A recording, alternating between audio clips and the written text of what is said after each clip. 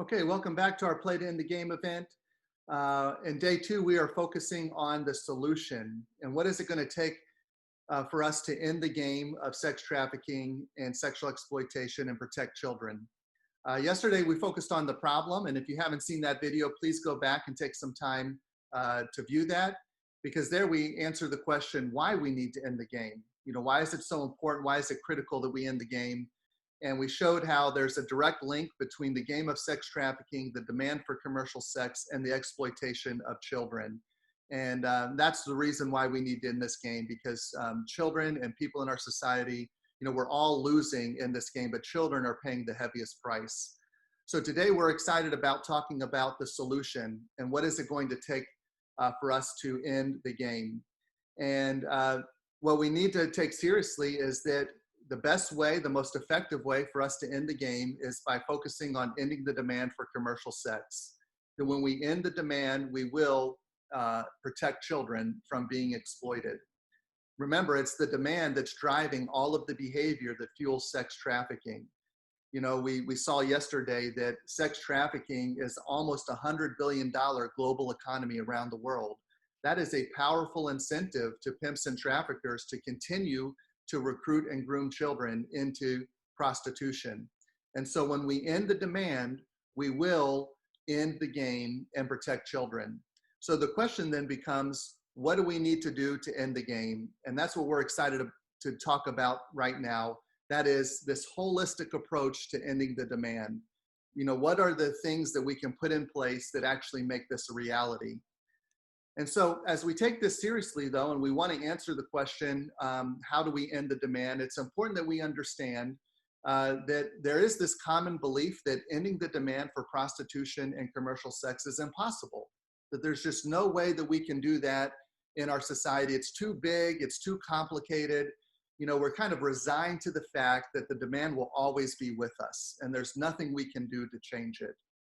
And, we've certainly felt that at Abolition Men. We've gotten that response from people as we have started our mission, focused on ending the demand. That is one of the common responses we get back, is that it's just too big, too impossible. But the truth is that this really has nothing to do with whether it's possible or impossible, and everything to do with our priorities and what we value in culture and society. If we prioritize this issue, and we decide that we value protecting children more than we do the commercial sex industry, then coming up with solutions and doing what it takes to end the demand is definitely possible. It really is going to be a matter of what we prioritize. And the question then becomes, what are we willing to do? Will we do what it takes to end the demand, or will we continue to turn a blind eye to this? Will we be like these two guys, with the axe here and this huge tree, and say, what, let's go to lunch first. We'll figure this out tomorrow, or, it's really not that important that we do this. So we'll just continue to look the other way while the demand continues to create this incentive to exploit children. So, are we willing to do what it takes to end demand is a very critical question for us. It's not a matter of whether it's possible, it's a matter of our priorities. So if we do take this seriously and we think that it is possible to end the demand, what are the things we can put in place to end it? And at Abolition Men, we've identified 4 strategies or initiatives that we can put in place today that will lead to ending the demand for commercial sex in the world. And these are those 4 initiatives: accountability, intervention, awareness and education, and cultural change. We hope that you'll see this as a roadmap, and that by looking at each of these initiatives, that you'll be able to see, hopefully the light bulb will go on and you'll go, what, this really is possible. There is a way for us. There's a map laid out for us in which we could end the demand and protect children. And I also want to share about all of these initiatives is that we actually do not have to be that inventive, that a lot of these initiatives are already taking place in the world today. These are things that are happening in our culture, society. And all that it really takes then is for us to come together to use these initiatives and to use what we already have in society around the goal of ending the demand for prostitution. When we bring these together, these are very much interconnected with one another. and we bring this together around the goal of ending the demand, then we'll see the power that each of these things have. So I'm excited to talk about these strategies and initiatives. And let's start with accountability. What do we mean by accountability? And that is that we need to do a better job of holding buyers of prostituted people accountable for their actions. Again, it's the buyer demand that is creating all the harm in society. It's the incentive of harming children. So we need to hold the men who are paying for prostituted people to a much greater degree of accountability than we have in the past. In the United States, for a long time in our culture and history, we were not holding buyers of prostituted people accountable for their actions. Really, we could say that we were giving them a little slap on the hand and maybe even a little wink, wink, and we kind of understand and, go home and live your life. Today, we need to increase the risk and penalties of the buyer demand for prostitution and commercial sex as a critical thing that we do in our society. One of the reasons why this is such a great strategy is because it's already been proven to work in different places of the world. That, again, this is not something we have to recreate or is this new idea, but the Nordic model, which was started in Sweden and then other countries have adopted, have done this very thing to great success, that they have significantly reduced the demand because they've held buyers accountable for their actions. They have increased the risk and penalties of the buyer demand. And what we've seen in those places that have done that, the buyer demand has significantly decreased, almost become non-existent. And the reason why that is because of what buyers are actually telling us. In a recent study on the buyer demand in the United States, buyers conclusively shared that the best strategy that we can implement to reduce their behavior is increasing the risk and penalties of their actions. That is what buyers themselves have said would be very effective. Because again, who wants to be caught for this crime? If it's risky and they know in a certain place that it's not safe to be a buyer, they're not going to buy in that area. So holding buyers accountable for prostitution is a key strategy and initiative that we can implement today. One point I want to make here too is that in anti-demand work today, this is typically what most people are talking about. That it seems to be like the main issue or initiative that people are talking about in reducing demand is increasing the penalties and risk of buying. And whereas this is a very important strategy and something we definitely need to be doing, it's not the only thing. That what we're concerned about is that this would be the only solution that we would think of. And really, it's important that we understand this is just one piece to this holistic approach. Because essentially what this is saying to buyers is that, hey, this is not safe to buy in this area, but there will be places where it might be safer to buy, and that it won't change the behavior, it'll just change the location of where people are buying. So accountability is one of the initiatives and strategies we can implement and has already been proven to work in different parts of the world. So now let's talk about intervention. When we're talking about intervention, what we're talking about is sharing a message of hope and healing to buyers and addicts of commercial sex and reducing the barriers to recovery. It's important for us to understand that people who are caught in this behavior really want to stop. As we talked about yesterday, buyers of prostituted people are losing in many different ways. This is creating things in their life that are very negative in their life. And there's many buyers who are secretly depressed and have a lot of emotional turmoil about this. And it's really a behavior that's eating them from the inside out. And they're desperate for solutions, for hope. And so what we can do as a society is we need to reduce the shame to buyers of prostituted people and to those who are addicted to commercial sex, pornography, etc. We need to reduce the shame so that they would be willing to come forward and to get the help that they so desperately need. We need to share success stories of men. As men, we need to share success stories of our own recovery and the challenges that we face, but that how we've become free and the joy that's brought to our life, the positive things that it's brought to our life. We need to share those success stories so that other men see that, oh, this really is possible. I can become free in this area of my life. I don't have to continue to stay stuck or feel trapped in this behavior. And then again, we need to point to proven strategies that work. And that's why we had our conversation with Men of Iron and the Live Free Community app as two examples of organizations and ministries that are doing tremendous work providing intervention strategies for men who feel addicted or are trapped in this behavior that they wish they could stop. Remember, 1/3 of buyers say they wish they could stop their behavior. 1/3 of buyers of prostituted people. That number increases significantly when we're talking about pornography or other types of commercial sex.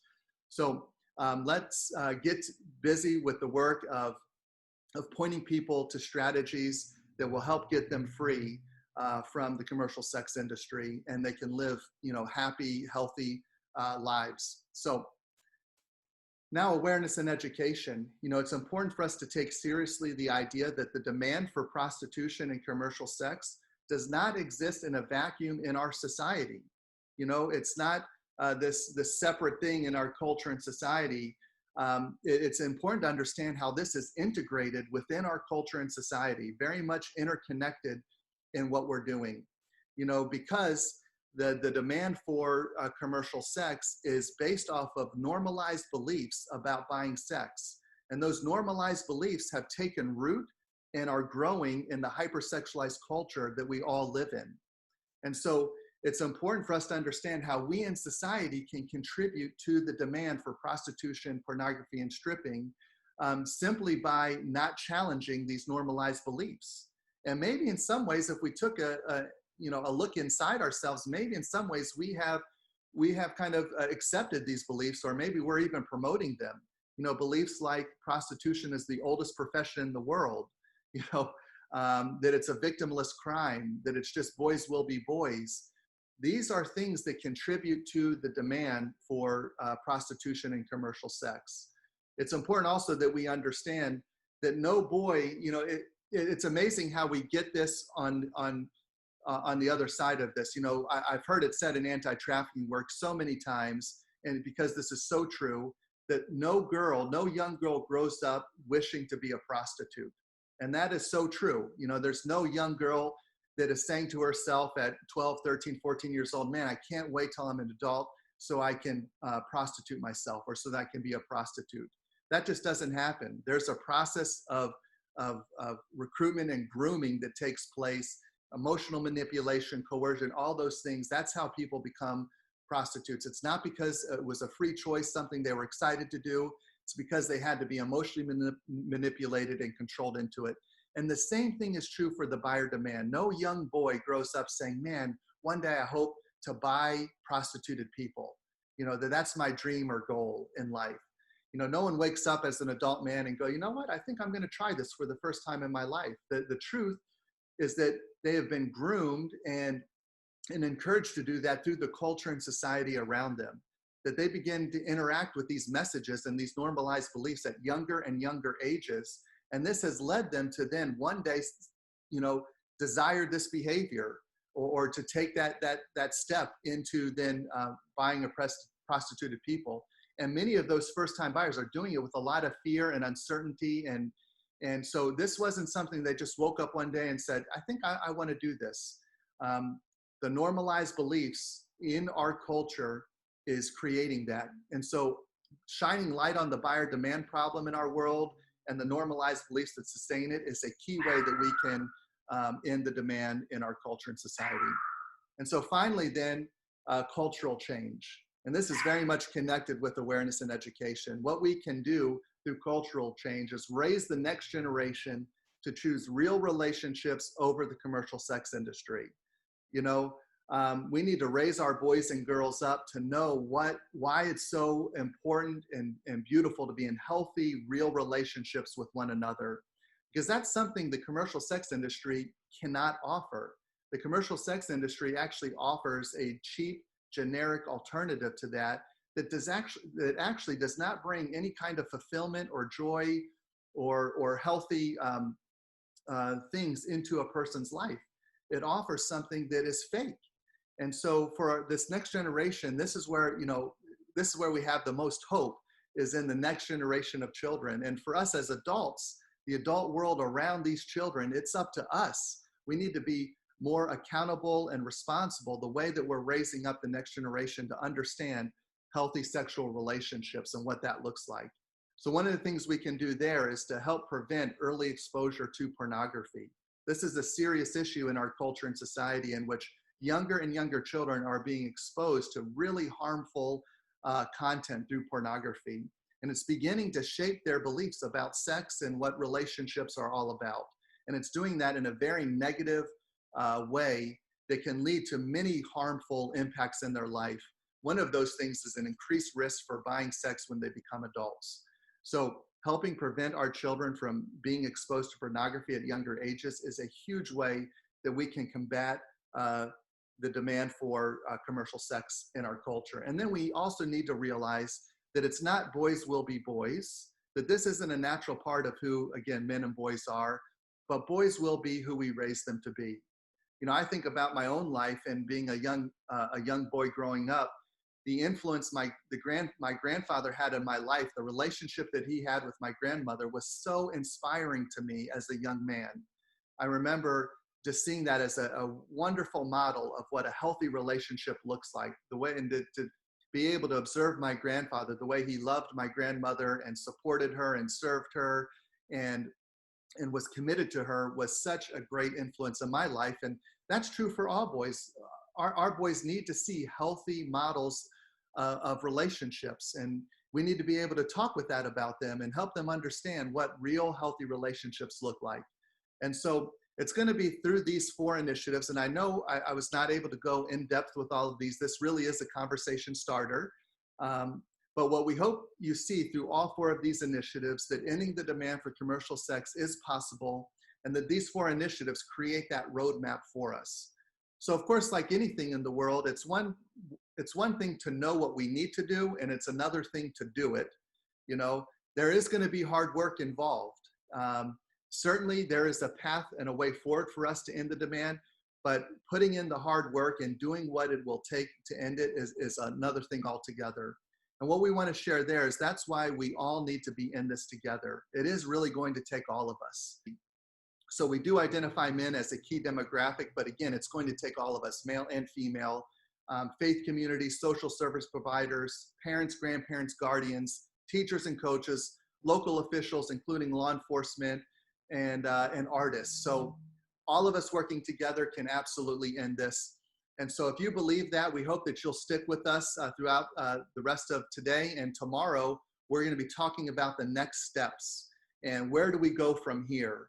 And we hope that you'll be a part of that conversation as well, because now that we kind of know what we need to do, it's going to be, are we willing to do what it takes? Tomorrow, that's what we're going to be talking about. So thank you so much for joining this conversation and for watching this video.